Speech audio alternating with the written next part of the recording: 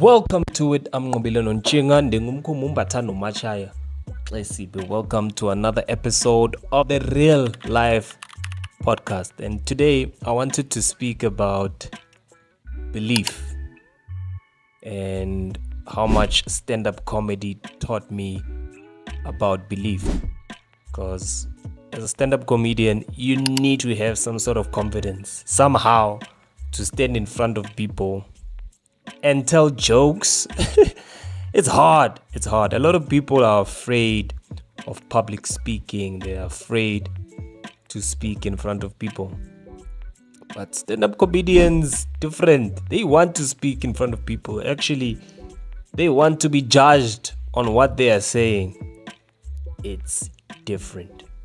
One of the first things I learned was, you have to believe what you are saying. You have to believe in the words that you have to believe in what you're talking about.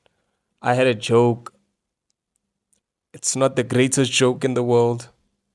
It might be offensive to other people, but because of I believed so much in what I was saying, that joke worked all the time.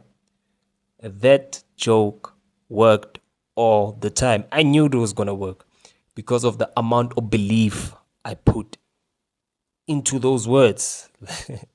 Okay. And what happened was, one day, I think it was Emaboning. Whose gig was? Oh, it was Giliboni's gig at the basement. I think it was Giliboni's gig at the basement.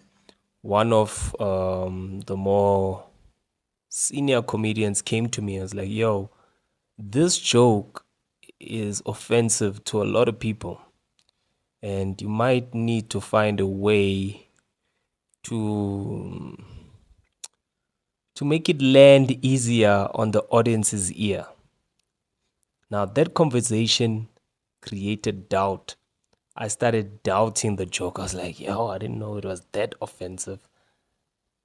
I need to find another way.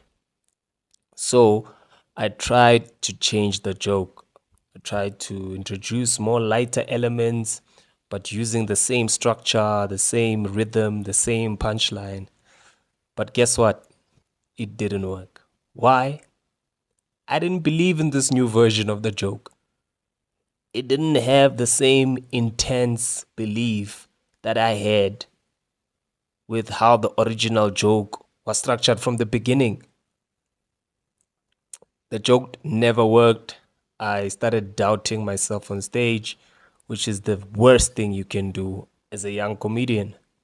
So I was like, I'm going to scratch the entire joke. I'm going to find new jokes, which is very difficult as a new comedian because you work so hard to get it to 5 minutes, and suddenly you have this 5 minutes that you can be proud of, and it will work on different crowds and different stages, because in South Africa we are so diverse. But this joke could work in different stages, different ages, different people.